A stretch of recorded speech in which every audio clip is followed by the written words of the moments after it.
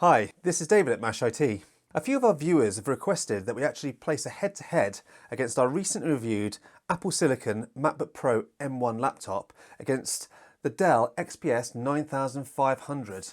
This is the Windows content creation of choice for most people. Now, this isn't an apples to apples review. We're talking a 13-inch base model against a 15-inch, but a large content creation laptop with dedicated GPU and a 6-core 45-watt CPU. So how are they going to stack up against each other? So let's have a quick look at the actual laptops themselves, what their specs are, and their actual aesthetics before we get into the performance. So let's open them up. Start with the Apple, one finger opening. Put your finger in the notch, lift straight up beautifully. Now we try the XPS 9500, and you can see it sliding around. Problem with the XPS, it is a one finger lift, but there's no little notch for your finger to go in. You gotta put your hand behind it, grab it a little bit, and then lift it up. And then it will open with one hand. And we're in. So just to give you a sort of brief description of what we've got here, this is the base model of the Apple Silicon M1 MacBook Pro, the 8-core, 8 GPU Apple Silicon processor. We've got the review and a performance review. I'll link it down below for you. And we're comparing it against the Dell XPS 9500. This is the hex-core CPU model with the NVIDIA GTX 1650 Ti graphics card. Again, we've done a recent review on it. It's going to be linked down below in case you missed it. We're going to put these head to head. This is a bit of an unfair advantage to either one, but we don't have a 13-inch on hand, and also this has been requested.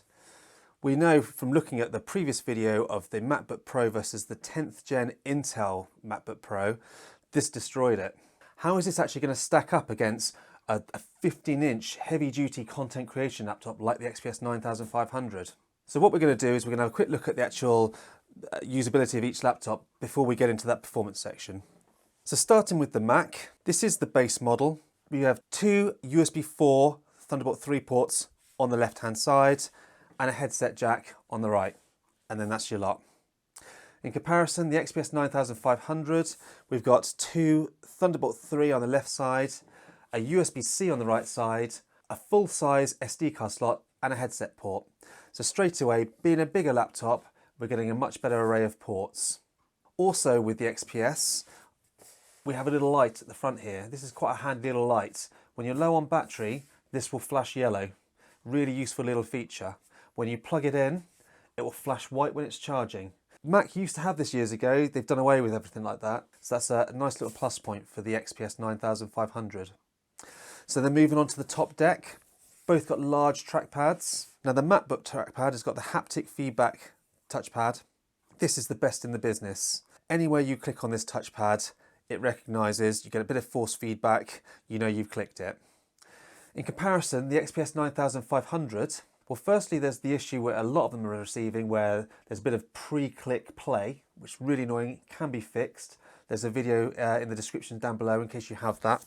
But even if you've got a perfect trackpad, it is a hinge trackpad and it's a good Windows trackpad, but it's not quite as good as a Mac. It's a good size, it glides well, the gestures work well, everything works nicely, but when you've compared it or if you've used a Mac, you know how good that Mac touchpad is. So that would have to go to the Mac every time. Now when we move up to the keyboard, they both got backlit, chiclet keyboards. Both got great layouts, both really comfortable to type on with good sort of pressure and feedback.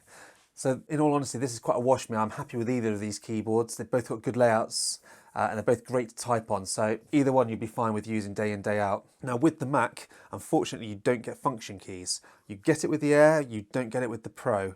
On the Pro, you have the touch bar. To me, the most useless feature Apple has ever created on this laptop. There are a couple of nice little features about it, but in all honesty, I find this a hindrance over dedicated F keys, which is why my personal choice out of a MacBook Pro or an Air, I would get the Air. But comparing these two, obviously on the XPS, you've got a dedicated function key row with multimedia keys, which you know where they are, and you can press the function, escape, and lock it, and switch it to the actual dedicated F keys. So a really nice feature on the XPS 9500 there. Now when it comes to logging in on each of these laptops, they both have fingerprint sensors. With the Mac, I find it's very good, very responsive, but a lot of the time, if you've left the machine for a day or you've rebooted, you'd still need to enable the passcode or the password to get into the actual operating system to enable the actual fingerprint reader. In comparison, on the XPS 9500, not only have you got this fingerprint reader, but you also have Windows Hello. And if you've ever had a Windows Hello laptop with the facial recognition, you'll realise what an amazing feature it is. You lift the laptop screen, it recognises your face, you're straight into Windows. Great feature that Microsoft has created, and it's been brilliant. I absolutely love using it, and that's my preferred login of choice. I cannot believe still Apple hasn't implemented this. I thought when they moved to Apple Silicon, using the same chip as iPads, I thought this might have been implemented, but it isn't. I'm going to then do speaker tests now, so I'm going to do some quick royalty-free music on both of these so that you can hear the sound quality of each. Here's the MacBook.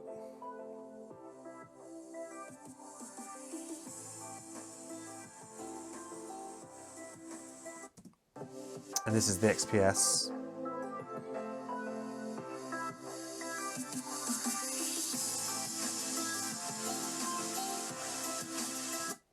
So I've got to actually give that to the XPS for a win on the speakers actually. I thought it would be the MacBook Pro. The MacBook Pro is a lot quieter, very crisp and clear, but the XPS is louder and a lot punchier as well. So that does surprise me, so quite impressive. A win for the XPS there. Now when we move up to the screen, the MacBook Pro 13 has the Retina display. On the Dell XPS 9500, we have the 1200p matte display. With the XPS, you get more than one choices for screen. You get this 1200p model, which is a matte screen, or you get the 4K Touch, which is a glossy screen. With the MacBook, you only get the Retina display. There's no other choices. But as far as displays go, it's a fantastic display. It's kind of in between a 1200 and a 4K screen, but the Retina works very well in that it's really crisp, but keeps your battery life. But you've also got the Apple display scaling, which works incredibly well within macOS. Windows still has a little bit of way to go with display scaling, especially if you've got multi-monitors, things like that. And it's improved, but it's still nowhere near the same place that Apple is when it comes to display scaling. So I do prefer having a Retina screen on a Mac. But whenever on the XPS 9500, we have the advantage of this being a matte screen, so very little glare or reflections when you're out in sunlight. And also, although it's 1200p, even on a 15-inch, I still think it's a good pixel density on this laptop that you're not really going to be noticing that many pixels on a day-to-day use on this machine. By buying the 1200p, you're also getting better battery life. The 4K, although it is much crisper with a much higher DPI, you are going to be getting much worse battery life on this model. Also, with the 4K glossy screen, it produces a lot of glare. The Retina has a great anti-glare coating, which does a good job of eliminating a lot of the reflections on this screen. It's not perfect, but it's good. On the XPS 4K glossy screen, it's pretty bad. Even though they have got an anti-glare coating on there, there's a lot of reflection on that screen, which is why on the XPS, my personal preference is always the 1200p. Okay, so on the subject of displays, something that's always set the XPS line apart is what's known as the Infinity display. And that's what helps make these laptops incredibly compact for a 15-inch laptop. If you look around the screen, you've got an incredibly tiny bezel. And if I put them together, you can see how dated the Apple looks in comparison. Now on the Retina, obviously this is the new Apple Silicon chipset, but they haven't updated this design at all, so this has been the same since about 2016. So we've still got these very large bezels around the screen. It doesn't bother me having them, but it does look dated when you place it up against an XPS. And you can see why this makes this such a compact 15-inch and the 13-inch even more compact than the MacBook Pro.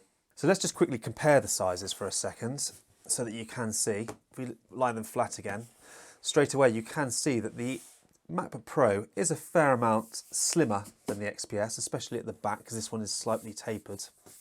And if I place it on top of it,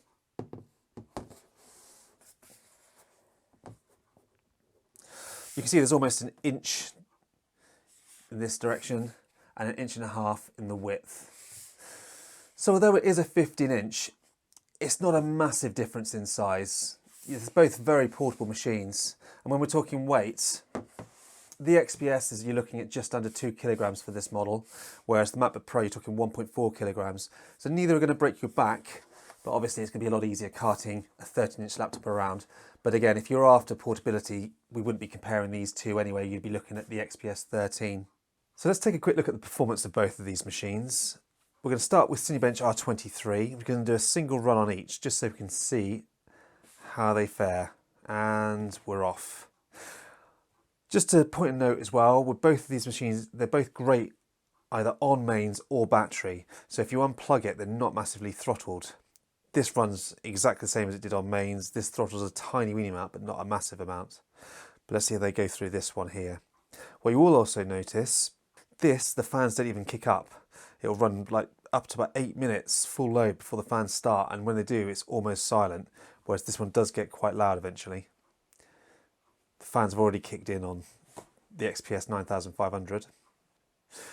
And there we go, the MacBook M1 has finished with a score of 7,737. That was completely fanless. This is just one run. And the XPS 9500, it's come in at 7,198. On battery, it came in at 6,600, so it throttled a touch, but it's still more than usable on battery, unlike some other brands that throttle them right down on battery. The M1 MacBook Pro, even on battery, is exactly the same performance. It will run all day on mains or battery without throttling. Absolutely amazing, especially for this chip. We're going to quickly look at the wattage now, so I'm going to run it again and show you the watt meter for each so you can see how much power they're drawing.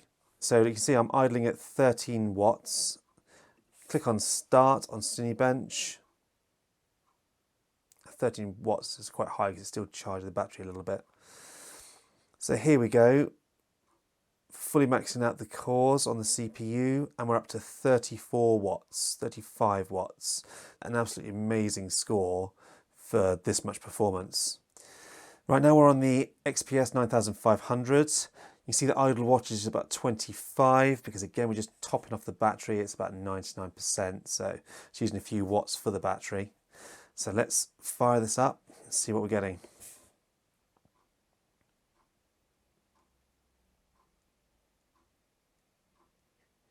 So there we go, we're actually at 139 watts from this machine on full load on Cinebench. For less performance than the Apple M1 processor, we're actually using 4 times the power to achieve that. Good job, Intel. Next we're going to run Geekbench 5. This is great because it will run on both operating systems. The CPU scores, the MacBook Pro M1 got a single core score of 1,729. And in comparison, the 45 watt Intel chip in the XPS 15 scored 1,153. So that's an incredible win for the M1 processor. The single core scores are through the roof. The multi-core on the M1 is 7,564, whereas the XPS 15 scored 6,188. Another nice win on the M1, again for a really low power chip, very impressive. Now we're also going to look at the OpenCL score with Geekbench 5. Now this is where the discrete graphic comes into play, because on the Apple M1 MacBook Pro we've got an OpenCL score of 19,213, and in comparison the NVIDIA GTX 1650 Ti scored 44,634. So we can see straight away there that this is where a discrete GPU really comes into play, more than double the MacBook Pro. Now admittedly we're talking a large 15-inch with a discrete against a tiny 13-inch with integrated, and you can see how well the integrated graphics have come on in these M1 processors, but still, if you need that discrete GPU, the XPS is where it's at. Now either of these are by any shot a gaming laptop, and if you wanted a gaming laptop I wouldn't recommend either. But if you're looking for a content creation machine that can game on the side, you can have a better time on the XPS 15. Because of the discrete GPU, and also because games do run much better in Windows than they do on Mac, plus there are more of them available. So then on this GPU front, we're going to quickly go to Unigine Heaven. Quite an old benchmark, but one that is cross-platform, so we can run on both machines. Now I have had to use custom settings because I was struggling to get this to run on the M1 chip. This is running through Rosetta, so it's not native. So here we go. Let's click on benchmark and we're off. We're quite a way through the test on Unigine Heaven. The fan hasn't even kicked up on it yet. Absolutely cool. You can't feel any temperature coming off this keyboard. In comparison, I don't know if you can hear this through the camera, but the fan noise is quite loud. on this XPS. Not gaming laptop loud, but it's certainly audible. And the keyboard is warm to the touch. It's not scorching, but it's certainly warm. You can know that this is running full load. So there we have it. The XPS with the dedicated graphics, you've got a score of 2,457 in this benchmark. And this is in OpenGL. It would perform even better if we were on DirectX, but then obviously that's not a fair comparison. Now with the same settings in macOS, we've got a score of 1,325 on the MacBook Pro. The M1, it's doing well, it's in emulation. It has done really well for an integrated graphics chip, but you can see this is where a dedicated graphics chip really comes into its own. So now we're going to look at some sort of real world applications here. This is what we use regularly. This is DaVinci Resolve, and this is quite a heavy video that we recently put out for a benchmark of 2 different Alienwares. Lots of footage, lots of sequences. So they're both set up on each machine. I'm going to render them out now. Okay, so the Apple MacBook Pro with the M1 processor has just completed this test. The completed time was 50 minutes and 32 seconds. In comparison, our desktop workstation that we normally run these videos on, that completed this test in 11 minutes and 52 seconds. So almost on par with our workstation for something this size is really impressive. Now looking across to the XPS, you can see we're still currently on 80%. Another difference between the two during this render as well, this one is still cool. The actual keyboard is actually just now warm, really comfortable, and I don't even know if the fans came on, I couldn't even hear them over the fan noise of the XPS. The XPS keyboard is hot and the fan is really audible. And there we go. So the XPS 9500 took 20 minutes and 41 seconds to complete this project, as opposed to the MacBook M1, which took 15 minutes and 32 seconds. So that's a 33% more time for this XPS 9500 to render the same video. And this is on just a 30 watt draw part as well. It's absolutely incredible. I don't know how Apple have worked their magic with this one, but that's an amazing achievement there. So now looking at battery life for both of these machines. The XPS, this is the 1200p panel, which gets the best battery life with this 86 watt hour battery. It gets really good 10-hour light use from our testing of YouTube streaming over wireless networks. If you start hitting the CPU or GPU, it drops like a stone. Luckily, on battery, the CPU still has almost full performance, which is good.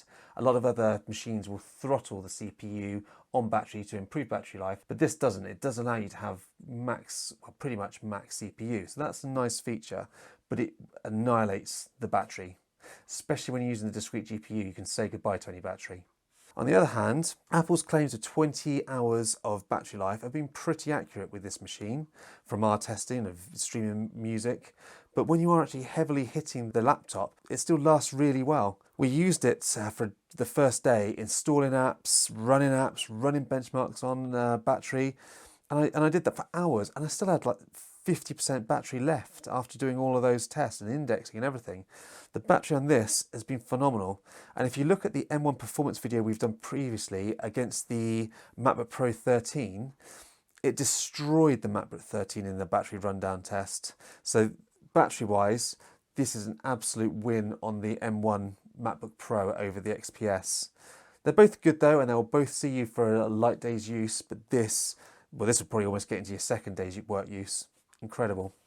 Now, whilst we're on the subject of battery and power, we'll have a quick look at the power adapters. Now, the MacBook Pro uses the standard 60 watt brick it's been using for a long time. There it is, with a separate USB-C cable. So quite nice and compact and portable. The Dell has a 135 watt USB-C power brick. I'll just put that there. Quite chunky, quite beefy, thicker cable on it, not quite as compact to carry it around. The problem with the Dell is you need that 135 watts for this 45 watt CPU and a dedicated GPU, which can run up to 50 watts. So if you are running with a smaller adapter, like a 60 watt or another brand power adapter, you'll find it will throttle the laptop's behavior when you're on another USB-C charger. In comparison, the MacBook Pro, I've used 30 watt adapters on it. I've even used 15 watt adapters on it, and it will still run absolutely perfectly. It will also, you can plug a power bank in and it will charge and carry on working. These things are an absolute workhorse, and you can plug pretty much any USB-C adapter in there and it will keep going. So that's something to take into consideration. If mobility and battery life is your thing when you're working on the go, this is the option to go for. which takes us nicely into our conclusion. It was a strange test putting these two together when you think this is a 13-inch integrated sort of, CPU, GPU into one little package in comparison to a big 15-inch content creation with discrete GPU laptop. But strangely enough, with Apple working their magic on this chip, they've pulled something out of the bag with this laptop. For a 30-watt package, this is outperforming the Dell in CPU scores, video editing, battery life. It's just dominating it. It's absolutely destroying this larger content creation laptop. If you're using the discrete GPU, then obviously this is a win for the XPS. So if you are running games, or if you're heavily rendered using the pure CUDA cores, then this is the laptop to go for. But for pretty much everything else, providing you don't need Windows, if you're quite happy using Mac or Windows, for everything else, this is the way to go. It doesn't get hot, it doesn't get loud, the fans rarely even come on. It has amazing battery life. It's a great all-around package. If I was buying one of these two laptops, even if they were the same price, I would take this MacBook Pro over the actual XPS, unless I needed that discrete GPU and I was going to game on it. Other benefits for the XPS over the MacBook Pro: you've got ports on both sides, which is a good positive. It means you can charge from the right-hand side. You've only got the 2 ports on the left-hand side on the MacBook Pro, so you've got to plug in here. You've also got the full-size SD card reader on the MacBook Pro, which is a really nice point. Plus, the Windows Hello, a lovely feature. We do like that about the XPS. Now, one other thing we haven't talked about when we're looking at these laptops: upgradability. This is something that the MacBook Pro completely fails at. When you buy the MacBook Pro, you need to buy what you want out of the box and you're stuck with it. There is no changing this laptop. You can open it up, you can do nothing with it. In comparison, if you buy this XPS, you can buy the base config, provided you get the CPU and the GPU you want, open it up, pop your own RAM in. It's got 2 SSD slots in it, so pop your second slot in, or repopulate the first slot, and you can make an absolute powerhouse machine on this laptop for a lot less money than you can get with a MacBook Pro, because that is a definite win for the XPS over this MacBook Pro. Well, I hope you've enjoyed this video, and I hope this has been of some use to you. If you'd like to see any other comparisons, if we've got the laptops around, we'll certainly do it for you like we've done with this one here. Please subscribe and hit the notifications bell, and you'll get our further reviews on plenty of other laptops coming in soon. Thank you very much for watching.